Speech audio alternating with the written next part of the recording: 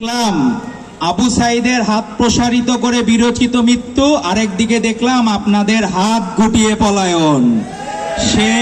সেই পলায়ন কিন্তু বাংলাদেশের মানুষ ভালোভাবে নেয় নাই, কারণ আপনারা আমাদের কাছে বীরের আসনে ছিলেন।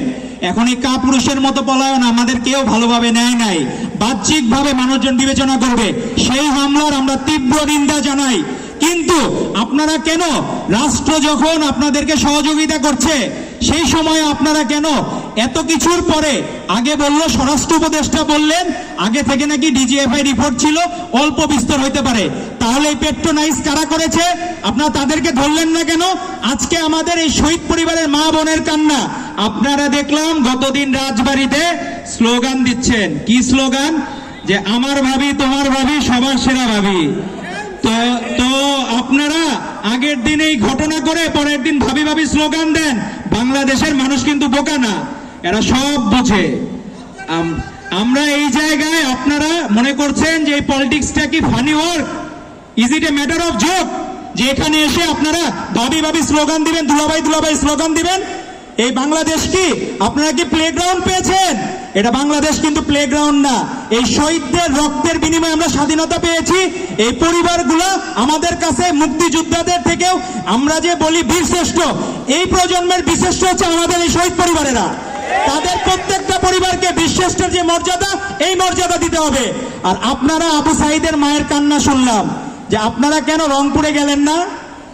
আমাদের প্রশ্ন হচ্ছে, আপনারা রংপুরে না দিয়ে গোপালগঞ্জে কি করবেন? আপনারা কি স্বাধীন করবেন? গোপালগঞ্জে খারাপ, এটি তো আমাদের ম্যাডাম আবাসিন দেশনেত্রী এবং খালেদা জিয়া আগেই বলেছিলেন। সেই সময় আপনারা যখন রাষ্ট্র আমাদের বিরুদ্ধে ছিল, প্রশাসন বিরুদ্ধে ছিল, ইভেন বাসার একটা দারোয়ান পর্যন্ত সে 500 টাকা 1000 টাকার লোভে ছাত্রদল, যুবদল, স্বেচ্ছাসেবক দল, বিএমপি নেতাকে ধরিয়ে দিত। ওই মুহূর্তে আপনারা আমাদেরকে টল করেছেন যে আমরা কেন বালুর ট্রাক সরাইতে পারি নাই, আমরা কেন 28 অক্টোবর। এখন কেমন লাগে? এখন বুঝেন রাজনীতি কাদের? রাজনীতি এই দেশে আমাদের ভারপ্রাপ্ত চেয়ারম্যান জনাব তারেক রহমান যে 7 জানুয়ারি দাবি নির্বাচনে ডাক দিয়েছিলেন, মানুষজন তো সেই দিনই লাল কার্ড দেখিয়ে দিয়েছিল। তো রাজনীতি কি এত সহজ? মানুষের মনে আগে জায়গা করে নিন।